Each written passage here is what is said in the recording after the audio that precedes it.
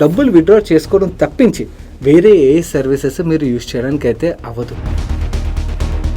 Next, ఇది చాలా చాలా ఇంపార్టెంట్, క్యూఆర్ కోడ్ అండ్ అలాగే మర్చెంట్ అకౌంట్స్. మీరు చేయాల్సిన ఇమ్మీడియట్ పని ఏంటంటే స్టాక్స్ విషయంకి వచ్చేసరికి ఒకవేళ మీ దగ్గర పేటిఎం బ్రోకింగ్ యాప్ ఉన్నట్టయితే, అండ్ ఇక్కడ ఒక ఇంపార్టెంట్ విషయం మీకు చెప్పాలి, నేను పేటిఎం ఏదైతే కాన్ఫరెన్స్ కాల్ కండక్ట్ చేశాను దాంట్లో వాళ్ళు ఏం చెప్తున్నారంటే స్టాక్ అయితే కంటిన్యూస్గా పడుతుంది, యాక్చువల్లీ ఆపర్చునిటీ అని చెప్పి ఇన్వెస్ట్ చేద్దామని కూడా ఆలోచిస్తుంటారు.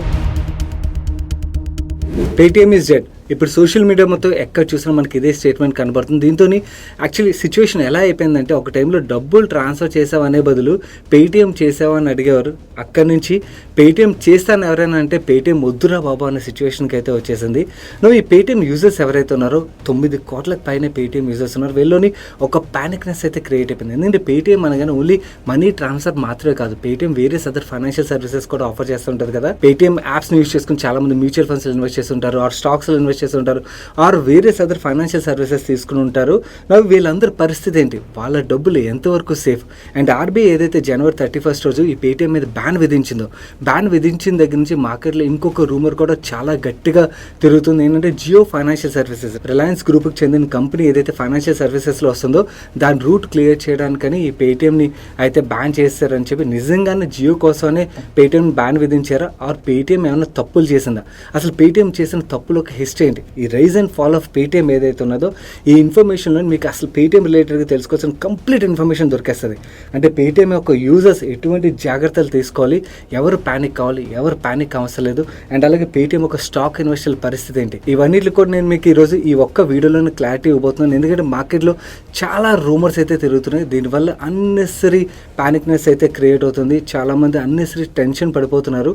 సో మీకు ఒక క్లారిటీ అయితే కంప్లీట్లీ వస్తుంది వీడియోలోని. వీడియో చూసినప్పుడు ఈ video me friends and family members కూడా షేర్ చేసినట్టయితే వాళ్ళకు కూడా కొంచెం రిలీఫ్ దొరుకుతుంది, వాళ్ళకి ఒక క్లారిటీ వస్తుంది అనిపించినట్టయితే వాళ్ళకి తప్పకుండా షేర్ చేయడం మర్చిపోకండి, వీడియోని లైక్ చేయడం మర్చిపోకండి. అసలు ఈ పేటిఎం ఇంత ఫాస్ట్గా ఎలా ఎదగలిగింది అండ్ ఇప్పుడు పడిపోవడానికి కారణాలు ఏంటి, ఇవన్నీ కంప్లీట్గా చూసేద్దాం పదండి.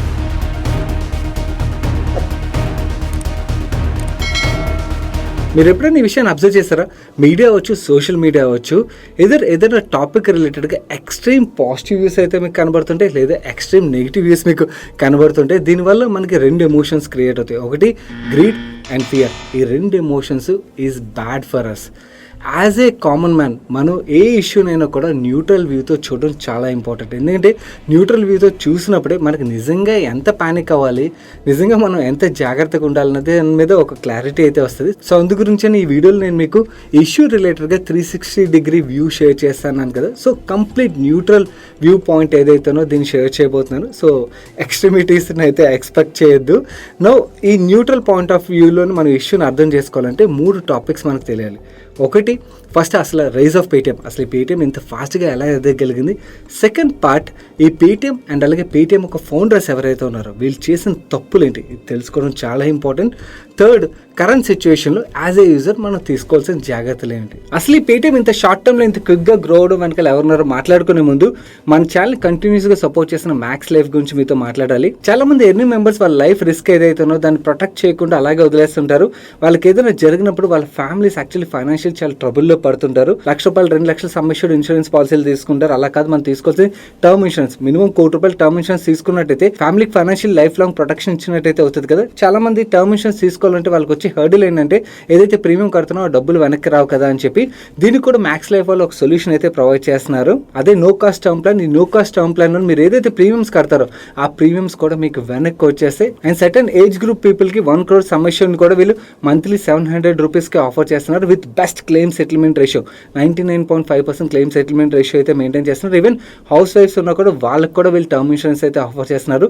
మీ దగ్గర టర్మ్ ప్లాన్ లేకపోతే మాత్రం వెంటనే తప్పకుండా టర్మ్ ఇన్సూరెన్స్ అయితే తీసుకోండి, which is very very important. Max Life ఒక లింక్ ని కింద కామెంట్ సెక్షన్ ఉంచుతాను. Please buy your term insurance immediately from Max Life no. Comment section link ఉంటుంది. First topic, the rise of Paytm. అసలు ఈ Paytm ఎలా రైజ్ అయిందో మీకు తెలియాలంటే దానికన్నా ముందు దీని ఫౌండర్ విజయ్ శేఖర్ శర్మ గురించి మీకు తెలియాలి. ఈ విజయ్ శేఖర్ శర్మ యూపీలో ఒక మిడిల్ క్లాస్ ఫ్యామిలీలో పుట్టి హిందీ మీడియంలో చదువు తను కంప్లీట్ చేసుకుని తను ఢిల్లీ టెక్నాలజికల్ యూనివర్సిటీ ఏదైతే ఉన్నదో అక్కడ సీట్ పొంది అక్కడ ఇంజనీరింగ్ కంప్లీట్ చేశారు. తను థర్డ్ ఇయర్లో ఉండగా తన ఫ్రెండ్స్తో కలిపి indiasite.net అని చెప్పి ఒక కంటెంట్ మేనేజ్మెంట్ వెబ్సైట్ని బిల్డ్ చేశారు. ఈ వెబ్సైట్ బిల్డ్ చేసిన 2 yearsకి అంటే తన గ్రాడ్యుయేషన్ కంప్లీట్ అయిపోయిన 1 yearకి యూఎస్ బేస్డ్ కంపెనీ ఒకటి ఈ వెబ్సైట్ని $1 million అయితే కొన్నది. ఎప్పుడైతే యూఎస్ బేస్డ్ కంపెనీ తన బిల్డ్ చేసిన వెబ్సైట్కి ఇన్ని డబ్బులు ఖర్చు చేసి కొన్నదో దీంతో విజయ్ శేఖర్ శర్మ ఒక కాన్ఫిడెన్స్ నెక్స్ట్ లెవెల్కి వెళ్ళిపోయింది. అండ్ తనకు వచ్చిన డబ్బులు అండ్ ఈ కాన్ఫిడెన్స్తోని తను ఒక కొత్త బిజినెస్ని స్టార్ట్ చేశారు. అదే డిజిటల్ టెలిఫోన్ డైరెక్టరీ. ఇంతకుముందు వరకు మనకు టెలిఫోన్ డైరెక్టరీస్ అనగానే బుక్స్ వచ్చాయి కదా, ఆ బుక్స్ ప్లేస్లో డిజిటల్లోని ఈ బిజినెస్ని బిల్డ్ చేశారు. అండ్ ఎయిర్టెల్ ఒక ఫౌండర్ సునీల్ మిట్టల్ గారు ఉన్నారు కదా, ఆ సునీల్ మిట్టల్ గారిని ఇతను విజయ్ శేఖర్ శర్మ కలిసిన తర్వాత తనకు ఒక కొత్త బిజినెస్ మోడలే ఐడియా వచ్చింది. అది ఆండ్రాయిడ్ iOS స్టార్ట్ అవ్వక ముందు టైం అది.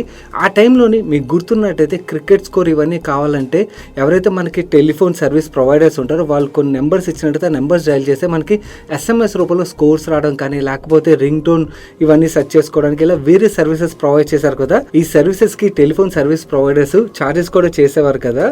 నో ఈ ఐడియా విజయ్ శేఖర్ శర్మకు వచ్చింది. దాంతో ఇమీడియట్గా తను స్టార్ట్ చేసిన నెక్స్ట్ కంపెనీ 197 కమ్యూనికేషన్స్. ఈ 197 కమ్యూనికేషన్స్ మనకి ఈ సర్వీసెస్ అన్ని ప్రొవైడ్ చేస్తూ వచ్చి దీంతో యాక్చువల్ చాలామంది యూజర్స్ ఈ క్రికెట్ రిలేటెడ్ కావచ్చు, ఆస్ట్రాలజీ రిలేటెడ్ కావచ్చు, ఆర్ వేరే సర్వీసెస్ తీసుకోవడం వల్ల టెలికామ్ సర్వీస్ ప్రొవైడర్స్కి రెవెన్యూ యాడ్ అవుతూ వచ్చేది. అండ్ ఈ 197 కమ్యూనికేషన్స్ కూడా సబ్స్టాన్షియల్ రెవెన్యూ బాగా యాడ్ అవడంతో ఈ కంపెనీ కూడా ర్యాపిడ్గా గ్రో అయింది. అండ్ ఎంతైతే ర్యాపిడ్గా గ్రో అయిందో అంతే ర్యాపిడ్గా పడిపోవడం కూడా స్టార్ట్ అయింది. ఎందుకంటే ఎప్పుడైతే ఆండ్రాయిడ్ iOS లాంచ్ అయ్యో దాని తర్వాత యూజర్స్ ఈ సర్వీసెస్ ఏవైతే వీళ్ళు ప్రొవైడ్ చేసేవారు ఇవన్నిటిని ఇంటర్నెట్ నుంచి ఫ్రీగా డౌన్లోడ్ చేసుకోగలగడంతో ఎవరు కూడా టెలికామ్ సర్వీస్ ప్రొవైడర్స్ దగ్గర నుంచి ఈ సర్వీసెస్ తీసుకోకపోవడంతో టెలికామ్ ప్రొవైడర్స్కి ఈ రెవెన్యూ తగ్గిపోయింది. అండ్ టెలికామ్ ప్రొవైడర్స్కి ఈ సర్వీసెస్ ప్రొవైడ్ చేసి ఈ 197 కమ్యూనికేషన్ లాంటి కంపెనీస్ కూడా రెవెన్యూస్ పడిపోయి దీంతో ఈ 197 కమ్యూనికేషన్స్ యొక్క పరిస్థితి చాలా దారుణం అయిపోయింది. నా ఇక్కడ విజయ్ శేఖర్ శర్మకి తన కంపెనీని కాపాడుకోవడానికి ఇంకొక కిల్లర్ ఐడియా వచ్చింది. అదేంటంటే ఆ టైంలో మీకు గుర్తున్నట్టయితే మనం మొబైల్ రీఛార్జ్ చేసుకోవాలన్నా are internet data package recharge చేసుకోవాలన్నా కూడా ప్రతిసారి అయిపోయినట్టయితే మనం ఒక షాప్కి వెళ్ళి రీఛార్జ్ చేసుకోవాల్సి వచ్చేది కదా. ఈ పెయిన్ పాయింట్ ఏదైతే ఉన్నో దీనికి సొల్యూషన్ ప్రొవైడ్ చేయడం. ఎందుకంటే యూజర్స్కి ఆల్రెడీ ఆండ్రాయిడ్ iOS లాంటి ఫోన్స్ వచ్చేసాయి కాబట్టి వాళ్ళ ఫోన్లోనే ఇంటర్నెట్ యూజ్ చేస్తున్నారు కాబట్టి వాళ్ళే రీఛార్జ్ చేసుకుని సొల్యూషన్ ప్రొవైడ్ చేద్దామన్న ఐడియాతోని తను పేటీఎంని అయితే స్టార్ట్ చేశారు. ఈ పేటీఎం ఒక ఫుల్ ఫామ్ మాట్లాడుకోవాలంటే పే త్రూ మొబైల్ అన్నమాట. సో మొబైల్ ద్వారా పే చేసి ఈ సర్వీసెస్ తీసుకుని వెసులుబాటు కల్పిద్దామని ఈ పేటీఎం స్టార్ట్ చేసి ఇనీషియల్గా మొబైల్ రీఛార్జ్ సర్వీసెస్ మాత్రమే స్టార్ట్ చేసినా కూడా దాని తర్వాత DTH రీఛార్జ్ అండ్ అలాగే వ్యాలెట్ సర్వీసెస్ ఇలా ఎక్స్పాండ్ చేసుకుంటూ తన బిజినెస్ని అయితే గ్రో చేసుకుంటూ వచ్చారు. కానీ ఈ పేటీఎం ఒక ఫార్చ్యూన్స్ మొత్తం కంప్లీట్లీ టర్న్ అరౌండ్ అయింది మాత్రం ఇయర్ 2014లో. ఈ విజయ్ శేఖర్ శర్మ ఎప్పుడైతే చైనీస్ రిచెస్ట్ పర్సన్ జాక్మా గారిని కలిసిన తర్వాత ఆయన ఈ కంపెనీలో 3,000 కోట్లు ఇన్వెస్ట్ చేసి 25% స్టేక్ కొన్న తర్వాత ఈ డబ్బులు రావడంతో పేటీఎం అప్పటి వరకు ఈ రీఛార్జ్లు ఇవన్నీ మీద ఫోకస్ చేసేది కంప్లీట్లీ ఫైనాన్షియల్ సర్వీసెస్ ప్రొవైడర్గా ఇవాల్వ్ అవ్వడం స్టార్ట్ అయింది. అండ్ ఈ పేటీఎం మన దేశంలో లార్జ్ ఫైనాన్షియల్ సర్వీసెస్ ఎంటిటీగా గ్రో చేయాలంటే బ్యాంకింగ్ లైసెన్స్ లేకపోతే కష్టం అని చెప్పి విజయ్ శేఖర్ శర్మకు ఒక క్లారిటీ వచ్చేసింది. కాకపోతే RBI దగ్గరికి వెళ్ళి banking license full fledged banking లైసెన్స్కి అప్లై చేసినట్టయితే RBI అయితే ఇవ్వదు, అది కూడా ఎస్పెషల్లీ కార్పొరేట్స్కి అయితే అస్సలు ఇవ్వదు. సో అందు గురించి విజయ్ శేఖర్ శర్మ RBI అప్పట్లోని పేమెంట్ బ్యాంక్ లైసెన్స్లు అయితే ఆఫర్ చేస్తుండేది. సో ఈ రూట్లోని బ్యాంకింగ్ సిస్టంలోకి వద్దామని చెప్పి వీళ్ళు 2015లో పేమెంట్ బ్యాంక్ లైసెన్స్కి అయితే అప్లై చేశారు. అండ్ నెమ్మదిగా వీళ్ళు వ్యాలెట్లోని వేరే క్యాష్ బ్యాక్లు ఇవన్నీ ఆఫర్ చేసి యూజర్స్ అయితే యాడ్ చేసుకుంటూ వచ్చారు. అండ్ అలాగే పెద్ద షాప్స్లోని ఈ పేటీఎం అయితే రీచ్ అవ్వగలిగింది. కానీ ఈ పేటీఎం ఒక పంట పండింది మాత్రం ఇయర్ 2016లో. ఎప్పుడైతే డిమానిటైజేషన్ మన ప్రైమ్ మినిస్టర్ నరేంద్ర మోడీ గారు అనౌన్స్ చేశారో మార్కెట్లోంచి క్యాష్ ఎవాపరేట్ అయిపోయేసరికి పేటీఎం ఒక్కటే ఆల్టర్నేట్ సొల్యూషన్గా కన్జ్యూమర్స్ కనబడింది. దీంతో అప్పటి వరకు పెద్ద షాపుల వరకు రీచ్ అవ్వగలిగిన పేటీఎం ఈవెన్ వెజిటబుల్ వెండర్స్కి టీ షాప్ వెండర్స్ వరకు కూడా రీచ్ అవ్వగలిగింది. దీంతో ఎక్స్పోనెన్షియల్ గ్రోత్ చూసింది. అండ్ ఈ గ్రోత్ ఏదైతే ఉన్నదో పేటీఎం చూస్తుందో దీన్ని చూసి ఈవెన్ 2018లో వరల్డ్స్ ఇన్వెస్ట్మెంట్ గురు అయిన వారన్ బఫెట్ గారు కూడా ఈ పేటీఎంలో ఇన్వెస్ట్ చేశారు. దాని తర్వాత పేటీఎం ఎలా గ్రో అయిందన్నది నేను మీకు చెప్పక్కర్లేదు, మీరు అందరూ కూడా విట్నెస్ చేశారు. ఎప్పుడైతే ఈ పేటీఎం ఒక బిజినెస్ అన్ఇమాజినబుల్ గ్రోత్ చూసాం, దీంతో ప్రమోటర్స్ని ఓవర్ కాన్ఫిడెన్స్ కూడా బిల్డ్ అయిపోయింది. సో దీంతో ఓవరాల్గా ఇప్పుడు లిస్ట్ అయిన ఎంటిటీ మాత్రం కాదు, ఓవరాల్గా పేటీఎం యాజ్ ఎంటిటీ గురించి మనం మాట్లాడుకోవాలంటే వీళ్ళు పేటీఎం ఒక బిజినెస్ని ఇల్లాజికల్ ఎక్స్పాన్షన్స్తో గ్రో చేయడానికి అయితే ప్రయత్నించారు. ఈ కామర్స్ బిజినెస్లోకి ఎంటర్ అయ్యారు. Air ticketing, hotel booking, movie ticketing, train ticketing and financial services విషయంకి వచ్చేసరికి mutual fund services, stock broking services, loans ఇవ్వడం, ఇలా ఎక్కడికి పడితే అక్కడ వీళ్ళు ఎక్స్పాండ్ చేసుకుంటూ వచ్చారు. ప్రతి చోట వీళ్ళకి ఎక్స్పర్టీస్ ఉంటుంది. అంటే ప్రతి బిజినెస్లోని వీళ్ళకి ఆ బిజినెస్లో ఉన్న పాజిటివ్స్, నెగిటివ్స్ ఇవన్నీ తెలిసి ఉంటాయంటే నో కాదు కదా. సో దీంతో వీళ్ళ క్యాష్ బర్న్ కూడా బాగా పెరిగిపోయింది. నో యాక్చువల్లీ ఏదైతే బిజినెస్ గ్రోత్ ఉందో దీంతో ఈవెన్ ఇన్వెస్టర్లు కూడా రావడం మొదలైంది. వీళ్ళ దగ్గర ఉన్న రిజర్వ్స్ కూడా తగ్గిపోతూ వస్తుండటంతో వీళ్ళు ఈక్విటీ డైల్యూషన్ అయితే కంటిన్యూస్గా చేస్తూ ఉండాల్సి వచ్చింది. అండ్ ఇది మాత్రమే కాకుండా Paytm is the first entrant payment రిలేటెడ్గా. వీళ్ళే యాక్చువల్లీ మైండ్ షేర్ కన్స్యూమర్స్ వీళ్ళు ఎక్వైర్ చేసినా కూడా యూపీఐ సర్వీసెస్ని వీళ్ళు అడాప్ట్ చేసుకోవడం ఏదైతే లేట్ చేశారో దీంతో గూగుల్ పే, ఫోన్ పే లాంటి కంపెనీస్ పేటీఎం డామినేట్ చేసి వాళ్ళు వీళ్ళకన్నా కూడా చాలా ఎక్కువ మంది యూజర్స్ని అయితే యాడ్ చేసుకుని టాప్ పొజిషన్స్కి అయితే ఎదగలిగారు. అండ్ ఇది మాత్రమే కాకుండా ఇంకొక బిగ్గెస్ట్ ఇష్యూ గురించి మనం మాట్లాడుకోవాలంటే not able to retain top talent. పేటీఎంలో ఉన్న top and most talented people ఎవరైతే ఉంటారో వాళ్ళు మేనేజ్మెంట్తో ఉన్న ఇష్యూస్ అవ్వచ్చు, ఆర్ మేనేజ్మెంట్ తీసుకున్న డెసిషన్స్ నచ్చి కావచ్చు, ఆర్ బయట కంపెనీలో బెటర్ ఆఫర్స్ రావడం వల్ల అవ్వచ్చు, ఓవరాల్గా టాప్ టాలెంట్ ఎవరైతే ఉన్నారో వాళ్ళు రిటైన్ చేసుకోలేక ఈ టాప్ టాలెంట్ లూజ్ అవ్వడం మాత్రమే కాకుండా కొంతమంది ఇలా వెళ్ళిపోయిన ఎవరైతే టాప్ టాలెంట్ ఉంటారో వాళ్ళు బయటకు వచ్చిన తర్వాత ఈ పేటీఎం రిలేటెడ్ కావచ్చు, ఆర్ పేటీఎంలో లోపల జరుగుతున్న ఇష్యూస్ ఏవైతే వీటి రిలేటెడ్గా సోషల్ మీడియాలో మాట్లాడడం అండ్ పేటీఎం రిలేటెడ్ నెగిటివ్ మాట్లాడడం ఇవన్నిటితోని పేటీఎం రిలేటెడ్గా ఒక నెగిటివిటీ అయితే క్రియేట్ అవ్వడం స్టార్ట్ అయింది. అండ్ ఈ నెగిటివిటీ పీక్ చేరింది మాత్రం పేటీఎం ఒక ఐపీఓ టైంలో. ఎప్పుడైతే 2021లో పేటీఎం ఐపీఓ రూపంలో తీసుకొచ్చి వీళ్ళు క్యాపిటల్ రైజ్ చేయడానికి ప్రయత్నించారో ఆ టైంలోని వీళ్ళు ఒక టీవీ ఛానల్కి ఇచ్చిన ఇంటర్వ్యూలో విజయ్ శేఖర్ శర్మ గారు, ఆ టీవీ రిపోర్టర్కి విజయ్ శేఖర్ శర్మ గారు ఇచ్చిన యారగెంట్ ఆన్సర్స్ చూసి ఇండియా మొత్తం ఒక్కసారి షాక్ గురైంది. ఎందుకంటే ఎనీ సీఓ అప్పటివరకు ఐపీఓగా వాళ్ళు వస్తున్నప్పుడు నార్మల్లీ హంబుల్గా ఉండడానికి ప్రయత్నిస్తారు, మీడియా ఇంటరాక్షన్స్ ఏవైతే నార్మల్ పాజిటివ్గా ఉంచుకోవడానికి ప్రయత్నిస్తారు. But as a new age company వీళ్ళు ఐపీఓకి రావడం అండ్ అలాగే లాస్ మేకింగ్ కంపెనీ అయినా కూడా కొన్ని క్వశ్చన్స్ ఏవైతే క్వశ్చన్స్కి సరిగ్గా ఆన్సర్ చేయకపోవడం మాత్రమే కాకుండా యారగెంట్గా రిప్లైస్ ఇవ్వడం అన్నది మొత్తం ఓవరాల్గా ఇన్వెస్టర్ కమ్యూనిటీ అయితే మాత్రం చాలా నెగిటివ్గా తీసుకున్నది. ఈ నెగిటివిటీస్కి తోడు ఆల్రెడీ వీళ్ళకి ఆర్బీఐతో ఇష్యూస్ అయితే నడుస్తూనే ఉన్నాయి. ఇప్పుడు ఎప్పుడైతే బ్యాన్ విధించిన తర్వాత ప్రతి ఒక్కరు జియో గురించి అని చెప్పి ఈ పేటీఎం మీద బ్యాన్ విధించారనో, లేకపోతే సడన్గా ఈ పేటీఎం మీద ఆర్బీఐ బ్యాన్ విధించిందో అని చెప్పి అనుకున్నారు. కానీ యాక్చువల్లీ ఈ పేటీఎం ఆర్బీఐ రిలేటెడ్ ఇష్యూస్ ఏవైతున్నాయో ఇవి ఎప్పుడు స్టార్ట్ అయ్యి అనుకున్నారు, వీళ్ళకి 2015లోని పేమెంట్ బ్యాంక్ లైసెన్స్ వచ్చింది కదా. కానీ దాని తర్వాత అక్కడి నుంచి ఎగ్జాక్ట్లీ 3 yearsకి ఈ పేటీఎం పేమెంట్స్ బ్యాంక్ ఏదైతే ఉన్నదో, పేటీఎం ఒక ఓవరాల్ సబ్సిడీ కంపెనీ ఇది. ఈ పేటీఎం పేమెంట్స్ బ్యాంక్ని కొత్తగా ఎవరైతే యూజర్స్ ఉంటారో వాళ్ళని ఎక్వైర్ చేయొద్దని చెప్పి బ్యాన్ విధించింది. ఎందుకంటే కేవీసీ నార్మ్స్ ఏదైతే వీళ్ళు ఫాలో అవ్వాలో అవి సరిగ్గా ఫాలో అవ్వట్లేదని చెప్పి ఆర్బీఐ బ్యాన్ విధించింది. అండ్ నెక్స్ట్ ఇయర్ 2019లో ఈ బ్యాన్ లిఫ్ట్ చేశారు. దాని తర్వాత ఇయర్ 2021లోని ఈ పేటీఎం పేమెంట్స్ బ్యాంక్ ఏదైతే ఉన్నదో దాన్ని స్కెడ్యూల్డ్ బ్యాంక్స్లో లిస్ట్ చేశారు. కానీ ఈ స్కెడ్యూల్డ్ బ్యాంక్స్లోని యాడ్ చేసిన సంవత్సరంకే 2022లోనే ఆర్బీఐ అగైన్ వీళ్ళ మీద బ్యాన్ విధించింది. ఎందుకంటే వీళ్ళు ఆఫర్ చేసిన సర్వీసెస్ ఏవైతే ఉన్నాయి అండ్ అలాగే వీళ్ళ క్లయింట్ అక్విజిషన్ రిలేటెడ్గా కూడా ఆర్బీఐకి డౌట్స్ ఉండి కంప్లీట్గా ఆడిట్ కంప్లీట్ చేయాలని చెప్పి ఈ బ్యాన్ అయితే విధించారు. అండ్ అదే సంవత్సరం ఎన్ఫోర్స్మెంట్ డైరెక్టర్ ఈ పేటీఎం పేమెంట్స్ బ్యాంక్ ఏదైతే ఉన్నదో ఇక్కడ ఐటీ రైడ్స్ అయితే కండక్ట్ చేశారు. దానికి రీజన్ మీ అందరికీ తెలుసు, మన సాయిపత్రి టాక్ ఛానల్ ఫాలో అవుతున్న వాళ్ళకి మన చైనీస్ యాప్స్ రిలేటెడ్గా ఫుల్ ఫ్లెజ్గా ఒక వీడియో మాట్లాడుకున్నాం. ఆ యాప్స్ ఎంత డేంజరస్ అని చెప్పి, అలాంటి యాప్స్తో వీళ్ళకి కనెక్షన్స్ ఉన్నాయని చెప్పి అనుమానంతో ఎన్ఫోర్స్మెంట్ డైరెక్టర్ అయితే 2022లోని ఈ పేటీఎం పేమెంట్స్ బ్యాంక్ ఏదైతే ఉన్నదో ఇక్కడ రైడ్స్ కండక్ట్ చేశారు. అండ్ అదే ఇయర్ ఆర్బీఐ ఏదైతే ఆడిట్ కండక్ట్ చేయమని చెప్పి ఇన్స్ట్రక్ట్ చేసిందో ఆడిట్ రిపోర్ట్ బయటకు వచ్చిన తర్వాత ఈ పేటీఎం ఒక payment services payment aggregator license ఏదైతే ఉన్నదో దాన్ని రిజెక్ట్ చేశారు. And year 2023 last year actual వీళ్ళు కేవీసీ నార్మ్స్ ఏవైతే ఫాలో అవ్వట్లేదని చెప్పి ఆర్బీఐ ఆల్రెడీ చాలాసార్లు వార్నింగ్స్ ఇష్యూ చేసింది కదా. దీని రిలేటెడ్గా ఈ పేటీఎం పేమెంట్స్ బ్యాంక్కి 5.4 crores పెనాల్టీని కూడా విధించింది.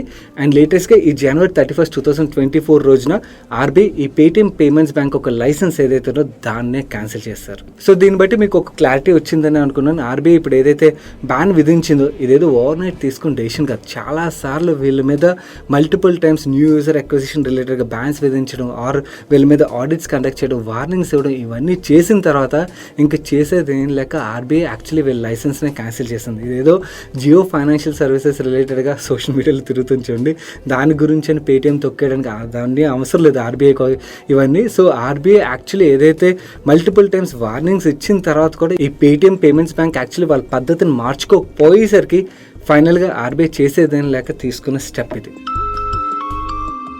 సో ఈ బ్యాంక్ ఫిబ్రవరి 29, 2024 తర్వాత ఈ పేటీఎం పేమెంట్స్ బ్యాంక్ ఒక యూజర్స్ ఎవరైతే ఉన్నారో వాళ్ళ డబ్బులు ఆల్రెడీ అకౌంట్లో ఉంటాయి కదా, వాటిని ఈవెన్ ఫిబ్రవరి 29 తర్వాత కూడా విత్డ్రా చేసుకునే వెసులుబాటు అయితే ఆర్బీఐ కల్పించింది. అంటే మీరు కంగారు పడిపోవాల్సిన అవసరం లేదు, దాని తర్వాత కూడా డబ్బులు విత్డ్రా చేసుకోవచ్చు. కానీ డబ్బులు విత్డ్రా చేసుకోవడం తప్పించి వేరే ఏ సర్వీసెస్ మీరు యూజ్ చేయడానికి అయితే అవ్వదు. అంటే మీకు వ్యాలెట్స్ పనిచేయవు, మెట్రో కార్డ్స్ పనిచేయవు, అండ్ మీ ఫాస్టాగ్లు పనిచేయవు. ఇలా పేటీఎం పేమెంట్స్ బ్యాంక్తో లింక్ ఉన్న ఏ సర్వీసెస్ మీరు చేయడానికి అయితే ఫిబ్రవరి 29 తర్వాత అవ్వదు, గుర్తుంచుకున్నావు. ఒక్కొక్క సర్వీసెస్ ఈ వ్యాలెట్ రిలేటెడ్గా ఇంకా వేరే అదర్ పేటీఎం ఫైనాన్షియల్ సర్వీసెస్ అయితే మనకు ప్రొవైడ్ చేస్తుంటారు కదా, ఈ సర్వీసెస్లోని మనం ఎటువంటి జాగ్రత్తలు తీసుకోవాలని దాని మీద మాట్లాడుకుందాం. ఫస్ట్ పేటీఎం వ్యాలెట్ గురించి మాట్లాడుకుందాం. పేటీఎం వ్యాలెట్ యూజర్స్ ఎవరైతే ఉన్నారో మీ వ్యాలెట్ పనిచేయదు కాబట్టి ఆ వ్యాలెట్ అది కూడా పేటీఎం పేమెంట్స్ బ్యాంక్తో లింక్ అయి ఉన్నట్టయితే అందులో ఉన్న డబ్బుల్ని మీ వేరే బ్యాంక్ అకౌంట్ ట్రాన్స్ఫర్ చేసుకొని, మళ్ళీ డబ్బులు ట్రాన్స్ఫర్ చేసుకోమన్నాను కదా, పేటీఎం పేమెంట్స్ బ్యాంక్ ట్రాన్స్ఫర్ చేసుకోవద్దు, వేరే బ్యాంక్ అకౌంట్ ట్రాన్స్ఫర్ చేసుకోండి. అక్కడి నుంచి మీరు విత్డ్రా చేసుకోవచ్చు, లేదా మీ ఇష్టం మీరు ఎలా వాడుకోవాలంటే అలా వాడుకోవచ్చు. సో వెంటనే ఆ పని అయితే చేయండి. సెకండ్, మీ దగ్గర పేటీఎం పేమెంట్స్ బ్యాంక్ ఒక సేవింగ్ అకౌంట్ ఉన్నదనుకోండి, ఫిబ్రవరి 29 తర్వాత మీరు ఆ సేవింగ్ అకౌంట్తో ఎటువంటి ట్రాన్సాక్షన్స్ చేయలేరు, డబ్బులు విత్డ్రా చేసుకోవడం తప్పించి వేరే ఇంకేం ట్రాన్సాక్షన్స్ చేయలేరు. కాబట్టి వెంటనే మీ దగ్గర వేరే బ్యాంక్ అకౌంట్ లేని పక్షంలో మన లార్జ్ బ్యాంక్స్ ఏవైతే ఉన్నాయో, పబ్లిక్ సెక్టర్ బ్యాంక్స్ అవ్వచ్చు లేదా ప్రైవేట్ సెక్టర్ బ్యాంక్స్ అవ్వచ్చు, ఈ లార్జ్ బ్యాంక్స్ చిన్న బ్యాంకులకు వెళ్ళొద్దు, లార్జ్ బ్యాంక్లోని మీ సేవింగ్ అకౌంట్ ఓపెన్ చేసుకోండి, డబ్బులు అక్కడికి ట్రాన్స్ఫర్ చేసుకోండి. Third, FASTag. ఈ ఫాస్టాగ్ విషయంలో కొంచెం వరకు పెయిన్ ఉన్నది, ఎందుకంటే ఈ ఫాస్టాగ్ అయితే డియాక్టివేట్ అయిపోద్ది కాబట్టి మనం కొత్త ఫాస్టాగ్ తీసుకోవాలి, మన వెహికల్స్ చెక్ చేసుకోవాల్సి వస్తుంది. కమింగ్ టు యూపీఐ ట్రాన్సాక్షన్స్, మీది ఒకవేళ పేటీఎం పేమెంట్స్ బ్యాంక్తో లింక్ అయ్యి యూపీఐ ట్రాన్సాక్షన్స్ చేస్తున్నట్టయితే మీరు యాక్చువల్లీ పేటీఎం యాప్ యూజ్ చేసి యూపీఐ ట్రాన్సాక్షన్స్ అయితే చేసుకోవచ్చు. కాకపోతే ఈ పేటీఎం పేమెంట్స్ బ్యాంక్ ఏదైతే దీన్ని అన్లింక్ చేసుకుని మీ అదర్ బ్యాంక్ అకౌంట్స్ ఏవైతే దాన్ని లింక్ చేసుకుని మీరు యూపీఐ ట్రాన్సాక్షన్స్ అయితే కంటిన్యూ చేయొచ్చు. నెక్స్ట్, ఇది చాలా ఇంపార్టెంట్, క్యూఆర్ కోడ్ అండ్ అలాగే మర్చెంట్ అకౌంట్స్. చాలామంది పేటీఎం మర్చెంట్స్ ఉంటారు కదా, పేటీఎం ఒక క్యూఆర్ కోడ్ పెట్టుకుని ఉంటారు. మీ యాక్చువల్లీ క్యూఆర్ కోడ్ అండ్ అలాగే మర్చెంట్ అకౌంట్ పేటీఎం పేమెంట్స్ బ్యాంక్తో లింక్ అయి ఉన్నట్టయితే మీరు చేయాల్సిన ఇమీడియట్ పని ఏంటంటే, పేటీఎం ఆల్రెడీ ఈ వెసులుబాటు అయితే కల్పిస్తున్నట్టుగా నేను వాళ్ళు కాన్ఫరెన్స్ కాల్ కండక్ట్ చేసి దాంట్లో చెప్తున్నారన్నమాట.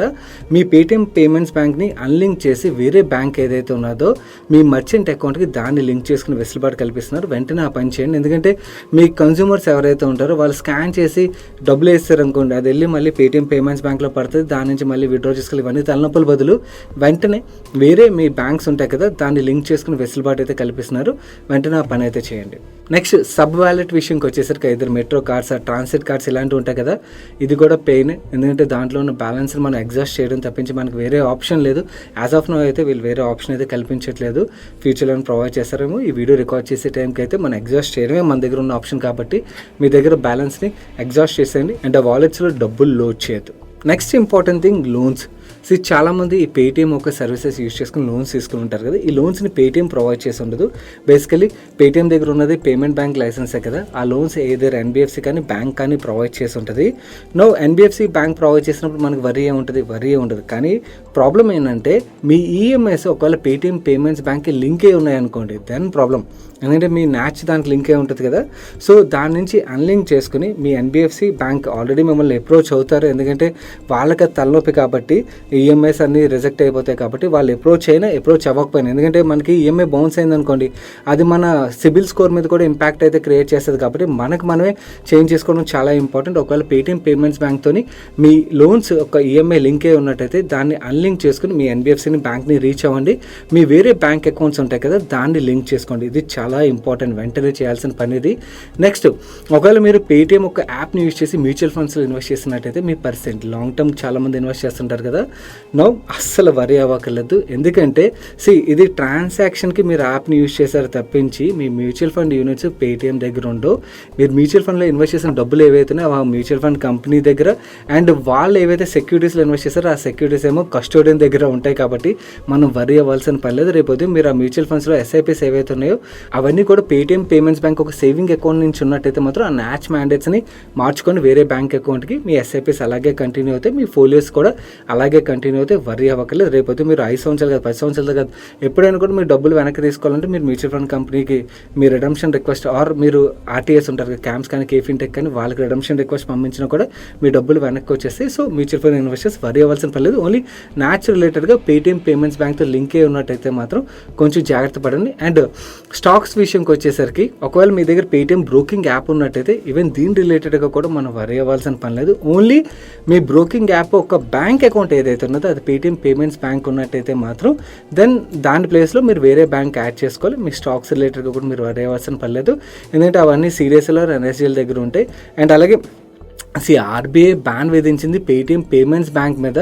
ఈ బ్రోకింగ్ లైసెన్స్ ఇవన్నిటి మీద కాదు, బ్రోకింగ్ లైసెన్స్ ఇవన్నీ కూడా సెబీ కిందకి వస్తాయి. సో దీని రిలేటెడ్గా వెంటనే ప్యానిక్ అయ్యి మనం కంగారు పడిపోవాల్సిన అవసరం లేదు. ఓన్లీ పేటీఎం పేమెంట్స్ బ్యాంక్ ఈ అకౌంట్స్కి లింక్ అయి ఉన్నట్టయితే అదర్ ఆల్టర్నేట్ అకౌంట్ లేకపోతే ఓపెన్ చేసుకోవడం, ఉన్నట్టయితే దాన్ని యాడ్ చేసుకోండి సరిపోతుంది. అండ్ ఇక్కడ ఒక ఇంపార్టెంట్ విషయం మీకు చెప్పాలి. నేను పేటీఎం ఏదైతే కాన్ఫరెన్స్ కాల్ కండక్ట్ చేశాను దాంట్లో వాళ్ళు ఏం చెప్తున్నారంటే యూజర్స్ ఇవన్నీ వాళ్ళంతటా వాళ్ళు చేంజ్ చేసుకోవాలి కదా, అవి ఈజీ చేయడం కోసం అని చెప్పి వాళ్ళు వేరే బ్యాంక్స్ మాట్లాడుతున్నట్టుగా అండ్ ఆ బ్యాంక్స్ టైప్ అయిన తర్వాత యూజర్స్కి ఎటువంటి ఇబ్బంది లేకుండా ఈ ట్రాన్సాక్షన్ పార్ట్ వాళ్ళు కేర్ తీసుకుంటామని అయితే చెప్తున్నారు. కాకపోతే ఇది రిస్కీ గైస్ ఎప్పుడైనా కూడా. సో వాళ్ళు ఏం చేస్తారన్నది పక్కన పెడితే మనంతటా మనం జాగ్రత్తలు తీసుకోవడం చాలా ఇంపార్టెంట్ కదా. సో మీకు ఈ విషయంలో కూడా చాలామంది కన్ఫ్యూజన్ అయితే క్రియేట్ చేస్తుంటారు. బట్ నేను చెప్తున్నాను వినండి, వాళ్ళు ఏదో చేస్తారని చెప్పి కూర్చోవద్దు. మీ అంతటి మీరు తీసుకోవాల్సిన యాక్షన్స్ ఏవైతే నేను చెప్పానో వెంటనే ఇంప్లిమెంట్ చేయడానికి అయితే ప్రయత్నించండి. అండ్ అలాగే నేను కాన్ఫరెన్స్ కాల్ వాళ్ళు ఇంకొక విషయం కూడా క్లారిటీ ఇచ్చేసి ఓవరాల్గా మీకు అర్థమైపోయింది ఇప్పటికీ వీళ్ళ అన్ని బిజినెస్ల మీద అయితే ఇంపాక్ట్ ఉండబోతుందని. దీనివల్ల వీళ్ళ ఎబిటా మీద 300 నుంచి 500 కోట్ల వరకు ఇంపాక్ట్ పడుతుందని అయితే చెప్తున్నారు. సో దాంతో మనకు స్టాక్ అయితే కంటిన్యూస్గా పడుతుంది. ఇలా పడుతున్నప్పుడు కొంతమంది యాక్చువల్లీ ఆపర్చునిటీ అని చెప్పి ఇన్వెస్ట్ చేద్దామని కూడా ఆలోచిస్తుంటారు. వాళ్ళకి చెప్పేది ఒకటే, ఎప్పుడు కూడా మార్కెట్లో ఒక సేయింగ్ ఉంటుంది, ఫాలింగ్ నైఫ్ని ఎప్పుడు క్యాచ్ చేయొద్దని చెప్పి. అండ్ దట్టు క్లియర్లీ వీళ్ళ బిజినెస్ పడిపోద్ది, బిజినెస్ మీద ఇంపాక్ట్ ఉంటుందని మనకు క్లారిటీ కనబడుతున్నప్పుడు మనం ఎందుకు పరిగెత్తుకెళ్ళి ఇలాంటి స్టాక్స్ని ముట్టుకోవాలి? మనకి బాగా గ్రో అవుతున్న బిజినెస్లో ఆల్రెడీ మంచి వాల్యుయేషన్ ఉన్నా కూడా చాలానే మార్కెట్లో ఉన్నప్పుడు వాటిలో ఇన్వెస్ట్ చేయడం ఈజ్ ఆల్వేస్ రైట్ అన్నమాట. కొంతమంది ఉంటారు షార్ట్ టర్మ్ కోసం బాగా పడిపోయిన తర్వాత వాళ్ళు షార్ట్ టర్మ్ ట్రేడ్ కోసం తీసుకుంటారు, వాళ్ళు వేరే. బట్ మిగిలిన అదర్ ఇన్వెస్టర్స్ ఎవరైతే ఉంటారో మార్కెట్లో 90% నో వాయిస్ ఇన్వెస్టర్సే ఉంటారు. కాబట్టి యాక్చువల్లీ ఇలాంటి కంపెనీస్ని అవాయిడ్ చేసి మంచి క్వాలిటీ కంపెనీస్లో ఇన్వెస్ట్ చేసి అక్కడ మనం వెల్త్ క్రియేట్ చేసుకోవడానికి ఆలోచించడం ఈజ్ రైట్ డెసిషన్ అయితే అవుతుంది. ఓవరాల్గా పేటీఎం రిలేటెడ్గా కంప్లీట్ 360 వ్యూ అయితే మీకు వచ్చిందని అనుకుంటాను. మీ ఫ్రెండ్స్ అండ్ ఫ్యామిలీ మెంబర్స్లో కూడా చాలామంది ప్యానిక్ అవుతుంటారు ఈ ఇన్ఫర్మేషన్ తెలియక. సో అందు గురించి వాళ్ళకి వీడియోని మ్యాండేటరీగా షేర్ చేయండి. మ్యాక్సిమం మీ సోషల్ మీడియా ప్లాట్ఫామ్స్ని తప్పకుండా వీడియోని షేర్ చేయండి. షేర్ చేసిన తర్వాత షేర్ చేసామని కింద కామెంట్ సెక్షన్లో మీరు టైప్ చేసినట్టయితే మాకు కూడా ఒక హ్యాపీనెస్ అయితే దొరుకుతుంది. తప్పకుండా షేర్ చేసిన విషయాన్ని అయితే కామెంట్ చేయండి. అండ్ మీకు ఇంకేమైనా క్వశ్చన్స్ ఉన్నా కూడా కింద కామెంట్ చేయండి. మన టీం మ్యాక్సిమం మీకు సొల్యూషన్ ప్రొవైడ్ చేయడానికి అయితే ప్రయత్నిస్తారు. అండ్ మీరు ఇదే ఫస్ట్ టైం సాయిపత్రి టాక్ ఛానల్కి వచ్చినట్టయితే ఇలాంటి important videos every Friday and అలాగే ట్యూస్డే ఈవినింగ్ అప్లోడ్ చేస్తుంటాం. మిస్ అవ్వకుండా ఫాలో అవడానికి ఛానల్ సబ్స్క్రైబ్ చేసి పక్కన బెల్ ఐకాన్లో ఆల్ నోటిఫికేషన్స్ యాక్టివేట్ చేసుకోండి. నేను సాయి కృష్ణ పత్రి మరొక మంచి వీడియోతో మీ ముందుకు వస్తాను. Till then bye bye, take care.